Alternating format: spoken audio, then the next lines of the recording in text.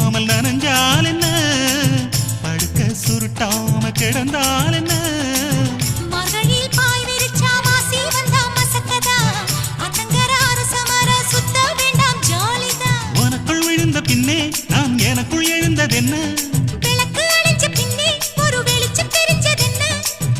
அடடா அல்வா துண்டு இடுப்பு ஓங்கிடுப்பு அழகா பத்தி கிச்சி நெருப்பு தூள் கிளப்பு